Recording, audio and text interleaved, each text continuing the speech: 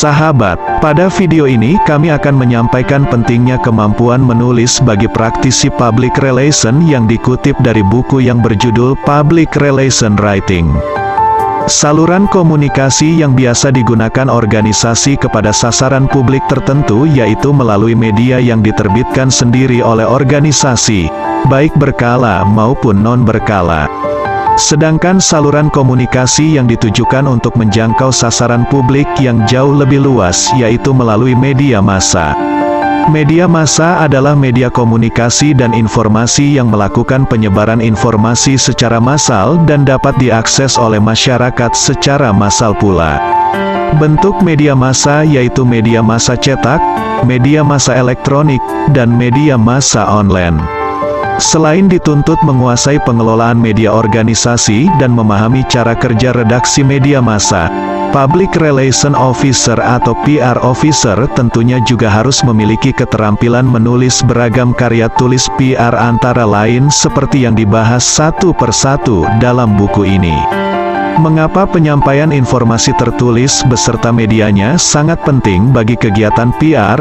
Jawaban sederhananya, untuk mendukung dan mengoptimalkan peran komunikasi PR dalam menjangkau atau menjalin komunikasi sekaligus membangun pengertian yang baik dengan semua publiknya. Tujuannya untuk mencapai kepentingan-kepentingan organisasi. Apabila diperinci, maka penyampaian pesan melalui tulisan memiliki sejumlah kelebihan.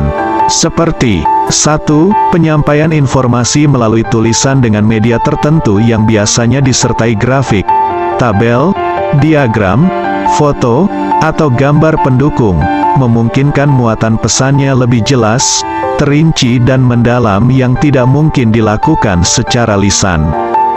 2. Informasi tertulis dengan menggunakan media tertentu dapat diterima oleh publik potensial yang tidak bisa dijangkau langsung secara tatap muka atau face-to-face oleh pihak PR.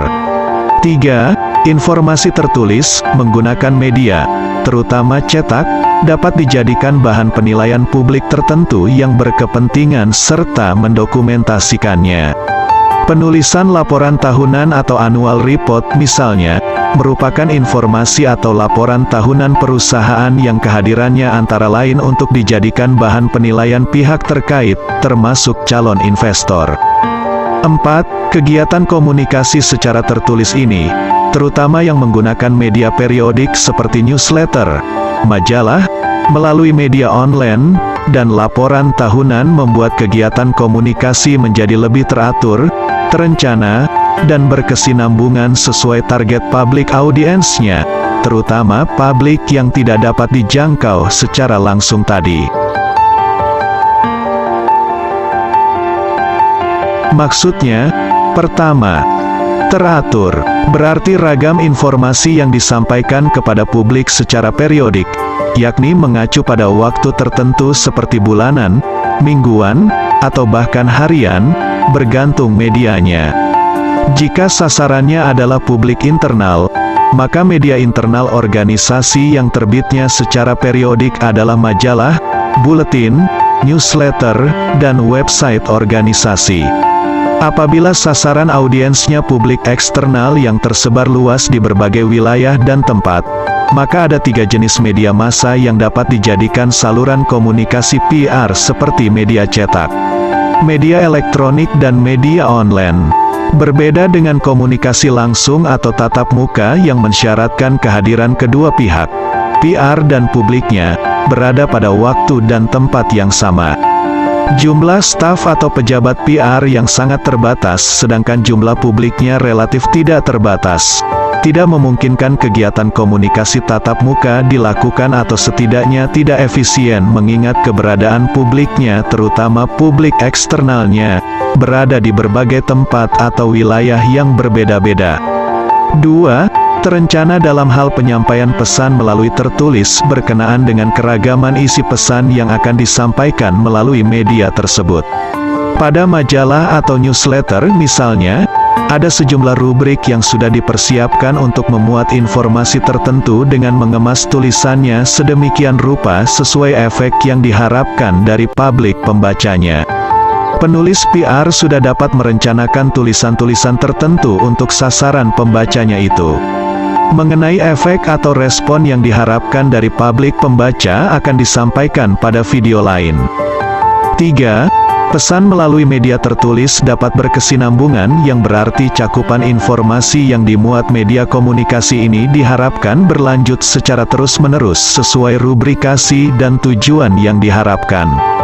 Informasi yang disampaikan juga tidak hanya satu arah, melainkan dapat dijadikan sarana komunikasi dua arah dengan sasaran publiknya.